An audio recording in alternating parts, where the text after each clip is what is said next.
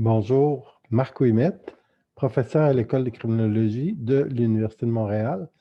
Bienvenue à ce cours sur les computes, donc la création de variables.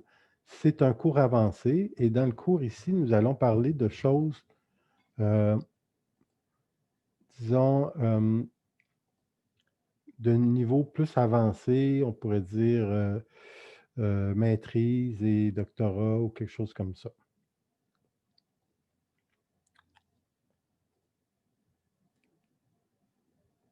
Donc, nous sommes ici dans le nombre de capsules vidéo, dans la manipulation de données.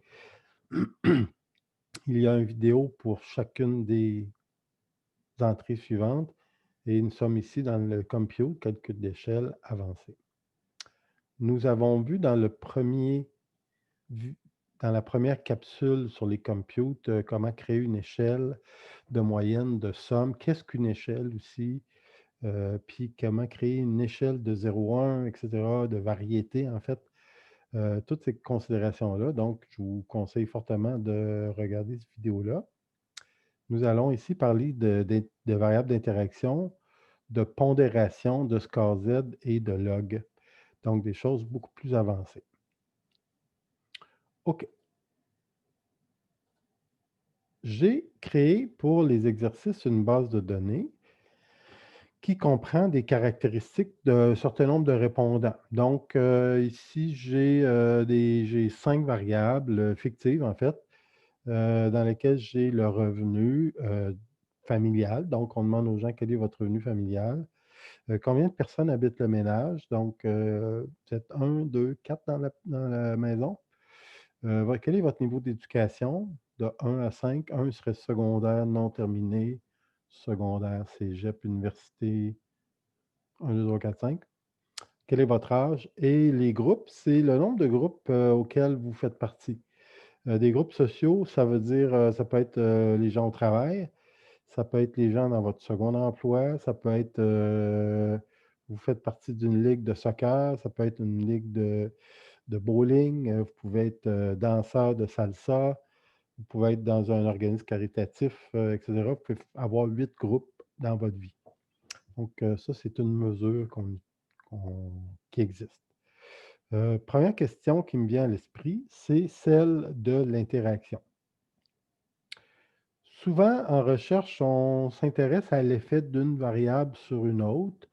On peut se demander quel est le lien entre l'éducation et le revenu. Et on s'attend à ce qu'il y ait une relation significative, assez forte entre l'éducation. Plus vous avez d'éducation, plus vous avez de revenus. Avec l'âge, c'est une relation complexe, mais en gros, plus on est vieux, plus on a de revenus. Et par contre, après 60 ans, là, les revenus baissent parce qu'on arrête de travailler.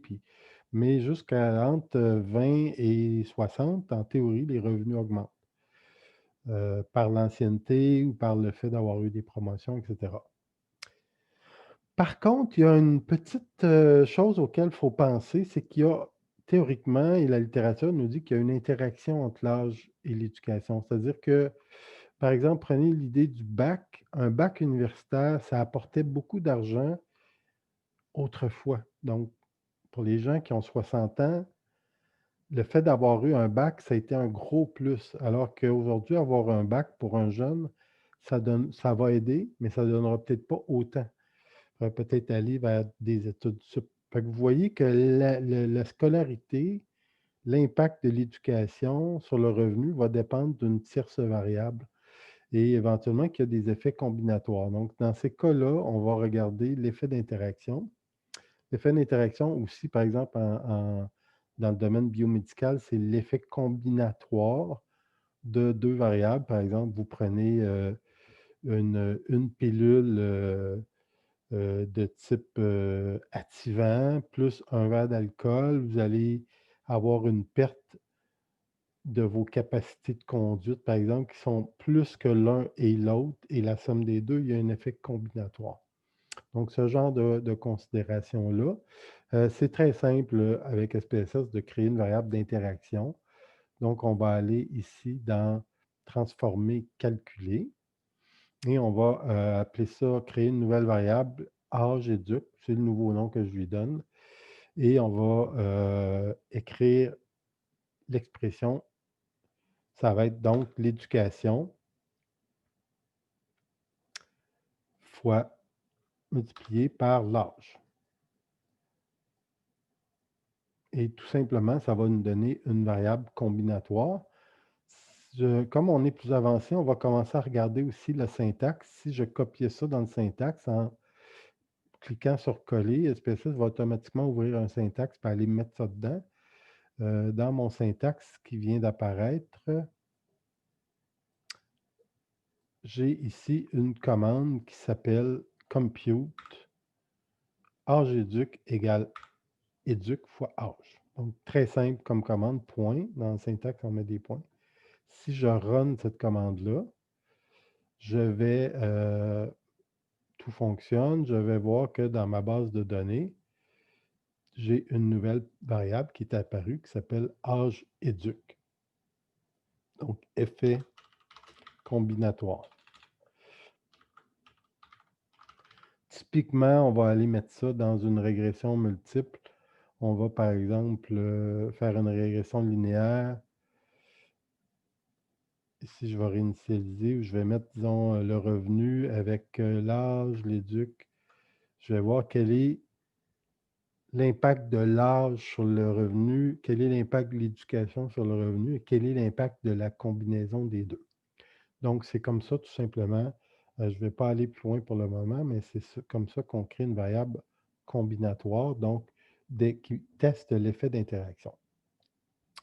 Deuxième chose, deuxième thème, c'est celui de la pondération. J'ai ici mes variables et je vais regarder mes données. Je peux regarder ici, disons, je vais mettre mon revenu, je vais le trier dans l'ordre croissant. Ça, c'est des revenus familiales. Mais si on regarde ici, on peut se dire, je vais aller par exemple ici. Qui est la personne la plus riche entre la famille qui gagne 40 000, mais il y a une personne dans le ménage, versus une famille qui gagne 32? Donc, je reprends ça. Qui est plus riche entre une famille de 4 personnes qui gagne 44 000 ou une famille qui gagne 40 000, mais de une personne? Pas une famille, mais un ménage.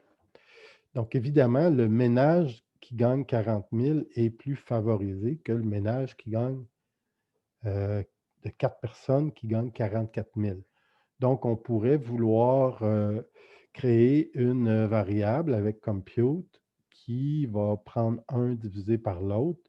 On va y aller directement en syntaxe. Dans ce cas-ci, j'aurais pu le faire avec le menu. Compute. Rev par personne. Revenu par personne égale revenu divisé par ménage.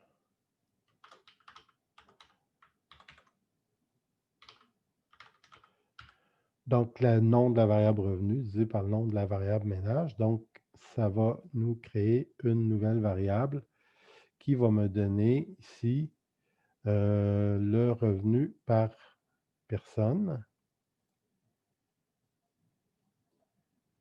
Je sauvegarde. Donc, dans la famille ici, ben, c'est une personne, c'est 20. Ici, 25 divisé par 2, c'est 12 500. 12 500 par personne. Et ici, bon, 40. On voit donc ici que le revenu est modulé par le nombre de personnes.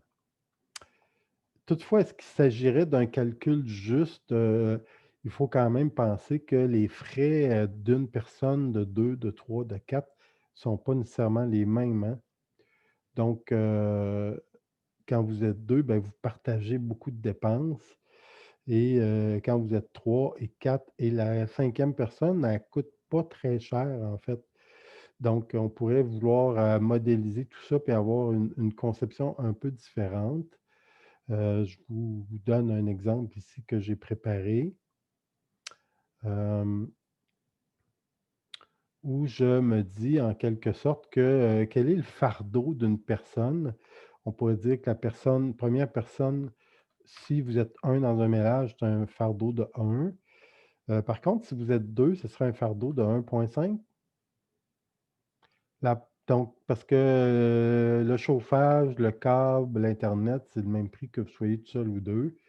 Ce qui se rajoute un peu, c'est un peu le linge, un peu de bouffe et cetera. Puis si vous êtes 3 personnes, ça coûte plus cher, mais donc et là 4 et la 5e personne, elle coûte rien. Tout ce qu'elle coûte de plus, c'est des emmerdements, puis des lifts, puis, «Papa, peux-tu aller OK, un peu de gaz pour aller à l'épicerie», mais la 5e le 3e enfant, il coûte pas grand-chose, sauf un peu de bouffe. Donc c'est pas une grosse partie du budget. Supposons qu'on en arrive avec cette je n'irai pas dans le détail, mais on va essayer de combiner, ces questions-là. Donc on va se rappeler que si c'est une personne, c'est 1, 2, c'est 1,75 et cetera. Donc on va essayer de voir comment on pourrait traduire ça dans SPSS. Donc je vais retourner dans mon syntaxe de SPSS, si je peux le trouver. Où est-il mon syntaxe?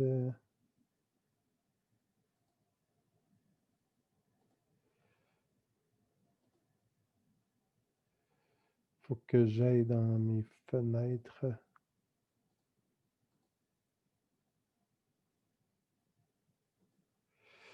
Donc, on pourrait écrire ici, compute, non, tout simplement compute, revenu réel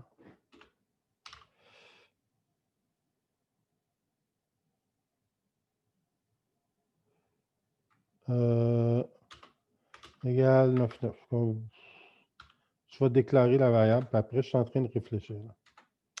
OK, if, la variable, qui m'intéressait, c'était ménage. Ménage égale 1, s'il y a une personne dans le ménage. Le revenu réel, rev réel égale revenu divisé par 1. Il y a 40 000, il y a une personne, il fait 40 000. If ménage égale 2, s'il y a deux personnes dans le revenu, rev réel, ça ne change rien, majuscule, minuscule, by the way, égale revenu divisé par 1 point. On avait fait calculer dans un petit tableau que 2 personnes, ça valait 1,5. Et là, j'espère que ma virgule va fonctionner. Je peux faire ici CTRL-C, CTRL-V pour les autres. Donc 2. S'il y a 3 personnes, s'il y a 4 personnes, s'il y a 5 personnes, revenu réel est divisé par, on a dit 1,75, 1,95 et 2,1. On run tout ça et on va avoir une nouvelle variable. Ça n'a pas fonctionné. SPSS n'a pas aimé mon point.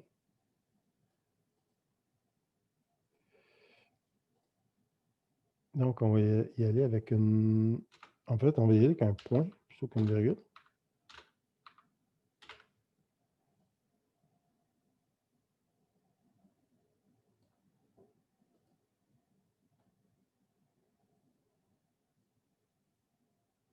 J'ai donc ici une nouvelle variable de revenu réel qui est combien est-ce que les gens ont dans leur poche compte tenu du fait que la première personne vaut tant, la deuxième personne a acheté plus, mais pas 2 fois plus, puis la troisième, c'est plus, mais donc c'est une façon de calculer avec compute, une sorte de variable un peu plus complexe. C'est le genre d'opération qu'on va faire dans certains types de recherches. Donc, ça, c'est, on pourrait appeler ça pondérer une variable, si on veut. C'est une façon de la pondérer. On va y aller aussi avec une autre forme de pondération qui est très différente de celle-là, que SPSS appelle pondération. C'est que dans notre étude ici, on ne tient pas compte du nombre de répondants. On pourrait vouloir... donc, en fait, on a un répondant par... Je vais retrouver ici mon fichier. Ici, on avait 96 répondants, mais qui vont chercher 5, ça peut être 1, 2, 3, 4, 5 personnes par ménage. Donc, il y a des situations de recherche où je voudrais pondérer mes observations. Donc, ici, je pourrais dire, moi, ce qui m'intéresse, c'est je voudrais pondérer le revenu par le nombre de personnes dans le ménage. Donc, il y a une commande ici dans SPSS qui s'appelle pondérer des observations. Et je vais dire à SPSS, pondère les observations par le nombre de personnes dans le ménage. Il va pondérer. Il va donner plus de poids aux cas qui ont 5 personnes que 4, que 3, que 2, que 1. On va pondérer, ça existe, la pondération, par exemple, quand on a trop de... Supposons qu'on a plus de filles que de gars dans l'échantillon, mais qu'on voudrait pondérer ça pour avoir autant de gars que de filles. Fait qu'on va dire une fille égale 0,94, puis un gars égale 1,06 personnes. Donc, on va pondérer ça pour en arriver avec 50-50, un peu artificiellement si on veut. Donc, on va souvent pondérer dans des sondages quand il y a des groupes qu'on a moins rejoints. Disons qu'on a peu de très, très jeunes dans un sondage national. Ils sont plus difficiles à rejoindre, mais on va les pondérer, on va leur donner plus de poids artificiellement pour que dans nos calculs, avoir un échantillon qui est mieux balancé. Donc, un jeune va valoir 1,1 personne. Puis peut-être que les gens qu'on a beaucoup, les gens de 60 ans, ils vont valoir juste 0,90. Donc, ça va nous permettre de pondérer l'échantillon. C'est un autre type de pondération, je voulais juste le mentionner. OK.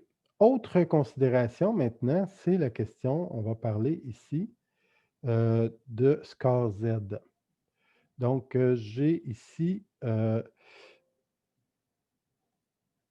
mon donné, mon fichier SPSS, et disons que j'aurais une drôle d'idée, mais mon directeur de recherche, il me dit, Marc, peux-tu calculer une échelle de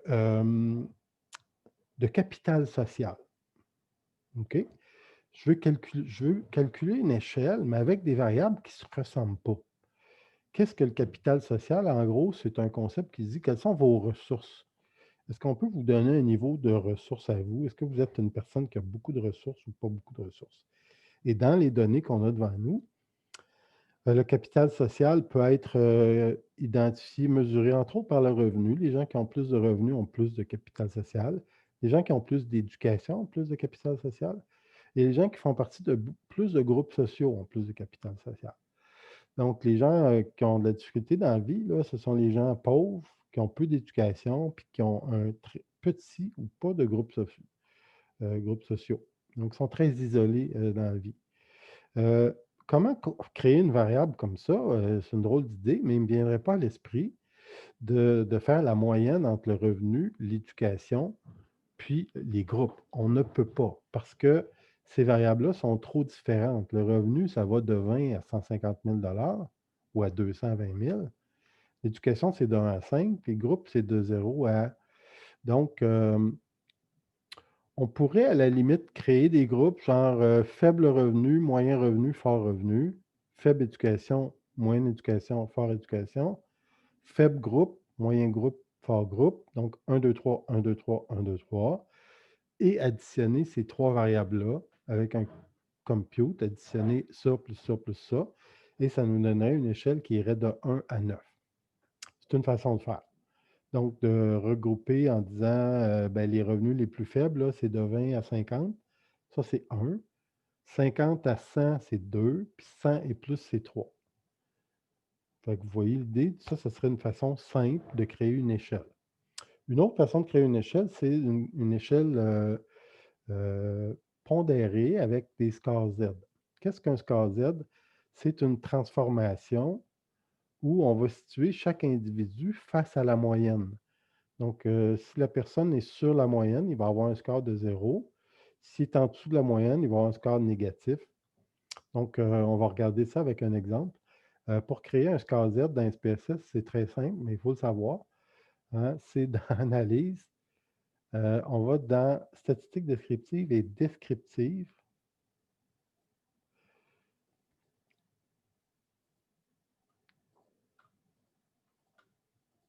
Donc, je reprends ça ici. Je suis allé vite. Analyse, Statistiques descriptives, descriptives.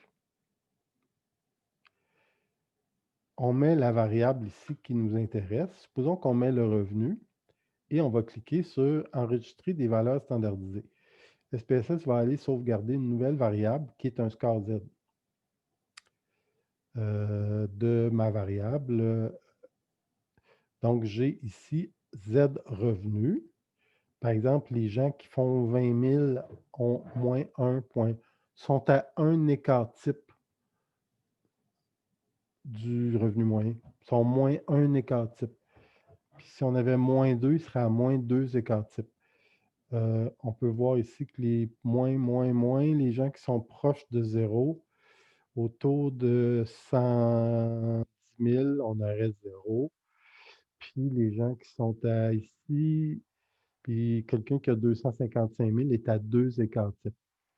Si on regarde la fréquence, on va regarder les histogrammes, en fait, pour c'est la variable revenu et score Z du revenu.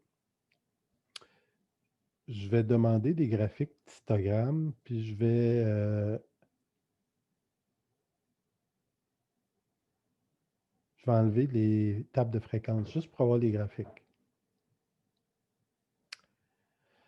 OK, j'ai ici ma variable de revenu. C'était la variable originale. Donc, les gens autour de 25, ça baisse, puis bon.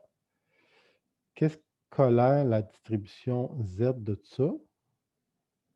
Bien, je ne sais pas si vous voyez, mais c'est exactement la même distribution, sauf qu'elle a été tassée moins à 0. Puis ceux-là sont moins 1, ceux-là sont plus 1. Donc, quelqu'un qui serait là, il est à plus 2 écarts types. Donc, une fois que je comprends la notion de variable Z, ben, je peux très bien demander à SPSS de me faire 3 variables. Ici, revenu, éducation et les contacts sociaux. Il va me créer à ce moment-là 3 variables ici. J'ai 3 variables Z, donc revenu, éducation et l'autre, c'était les groupes. OK, j'ai un petit peu de misère avec ma fenêtre, je vais y aller ici. Donc, Z revenu familial. OK, c'est parce que je l'ai fait 2 fois, lui. Z revenu, Z éduc, Z groupe. J'ai donc un score Z pour chacun de mes cas. Si je regarde ici, ces sujets-là, vers la fin, ils ont des gros revenus, ils ont beaucoup d'éducation, puis ils ont beaucoup de groupes sociaux. Bien, ils sont plus, plus, plus. Lui, il est négatif dans l'éducation.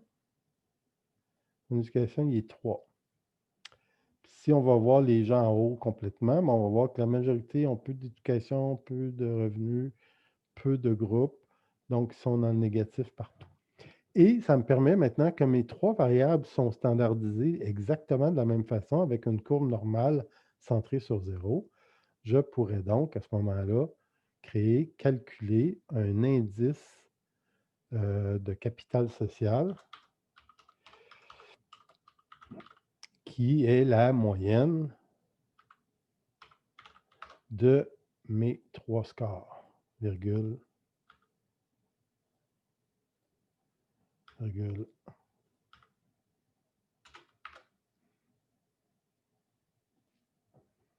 J'ai donc une nouvelle variable ici qui est un indice global ici, de capital social qui, si je le mets dans l'ordre comme ça, trié, croissant, donc ceux qui ont moins de capital social et ceux qui ont le plus de capital social. En général, on peut voir que c'est des gens qui ont des revenus plus élevés, presque tous, sauf il y a une personne ici qui a un petit revenu, mais qui a beaucoup d'éducation, fait partie de beaucoup de groupes. Donc, elle n'a pas nécessairement un grand revenu, mais elle compense par l'éducation et les groupes, ce qui fait qu'elle a un relativement bon indice de capital social. Voilà pour la question des scores Z. On va terminer avec une quatrième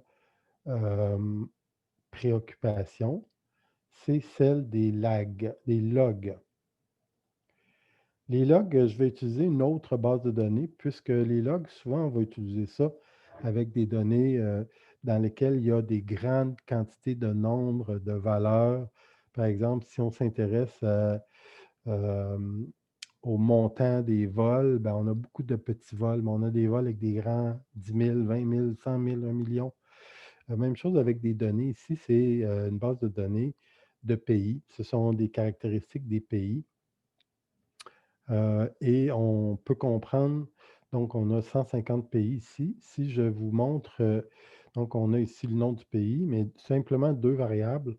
Le GDP, c'est le revenu moyen par habitant. Puis on comprend que dans certains pays, le GDP est très élevé. Puis dans beaucoup de pays, il est très, très petit. Même chose avec le taux d'homicide. En fait, on va aller voir tout de suite, on va faire une fréquence de ces deux variables-là. Et on va demander l'histogramme et on va enlever la table. On va voir que mon taux de Gross Domestic Product est très asymétrique positif.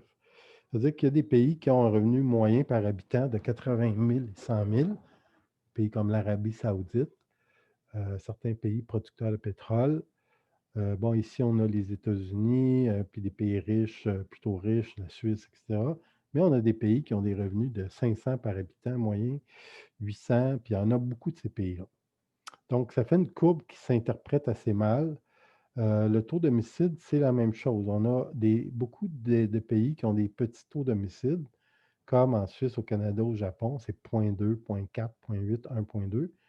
Il y a des pays qui ont des taux d'homicide de 40 par 100 000 habitants, puis 60, puis tout. Quand je fais l'analyse relationnelle de ces deux variables-là, si je fais par exemple une corrélation entre ces deux-là, on va avoir, oui, une corrélation positive, en fait négative, de moins 0,28, c'est-à-dire plus le pays est riche, moins d'homicides. Mais cette corrélation-là, quand on fait une corrélation, on devrait avoir deux courbes normales. C'est un des postulats. Si je regarde même le diagramme de dispersion de cette relation-là, on va voir qu'il est assez difficile à interpréter parce que ici, je vais mettre le Gross Domestic Product en X et le taux d'homicide en Y, puisque, bien entendu, ce n'est pas des distributions normales.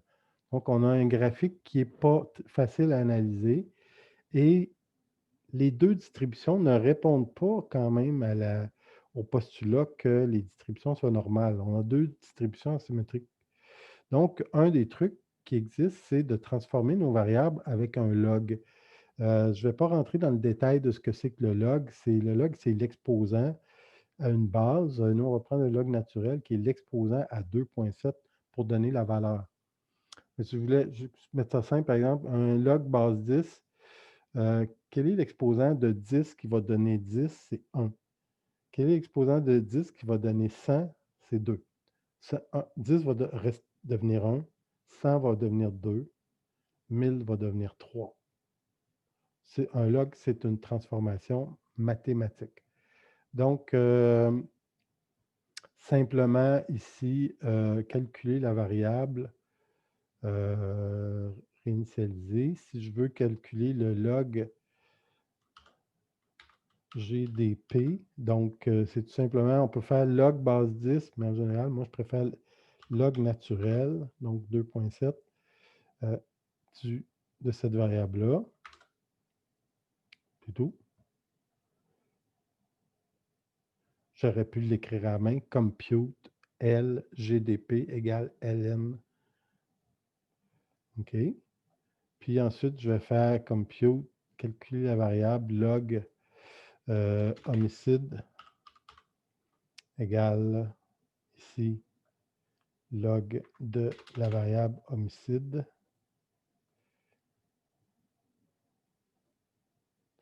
Si je regarde maintenant mes histogrammes, vous allez voir tout de suite la différence.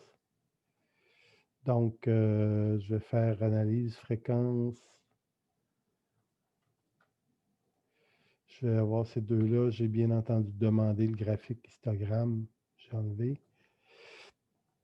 Je peux voir que mon histogramme de mon log GDP donne une distribution normale du log du taux d'homicide. Donc, c'est une distribution qui est plus conforme à ce qu'on s'attend à voir dans une corrélation. Même chose pour le taux d'homicide. Le log du taux d'homicide donne une distribution normale. À ce moment-là, je peux maintenant mettre en relation ces deux variables-là en respectant les postulats de la corrélation bivariée. Je vais mettre log GDP, log, tantôt nous avions une corrélation de moins 0.17 ou 27, quelque chose comme ça. Là, on a une corrélation beaucoup plus forte de moins 0.50. Et si je regarde mon graphique, donc je vais aller ici refaire mon histogramme, mon diagramme de dispersion. Dans ce cas-ci, je vais mettre dispersion simple.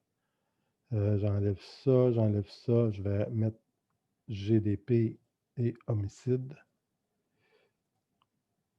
Et j'ai maintenant un diagramme de dispersion qui est beaucoup plus clair et beaucoup plus simple à interpréter que ce que j'avais, qui me dit plus mon GDP est élevé, plus mon taux d'homicide ici est bas. Et on voit que la relation fait comme, hop, là ici, les pays pauvres ont un taux d'homicide élevé, mais pas hyper élevé. Ce sont les pays, pas les pauvres pauvres, mais les pays moyens qui ont les taux d'homicide les plus élevés. D'ailleurs, dans le monde, là où il y a le plus d'homicides, c'est au Venezuela, au Salvador, qui ne sont pas les pays les plus pauvres. Donc, ce sont des pays moyennement pauvres qui ont beaucoup d'homicides et les pays riches ont beaucoup moins d'homicides. Donc, le log, ça sert à transformer les variables pour qu'elles répondent aux critères, aux postulats qui sont implicites dans nos analyses statistiques. Donc, ça fait le tour de différentes transformations compute. J'espère que vous avez apprécié. Merci.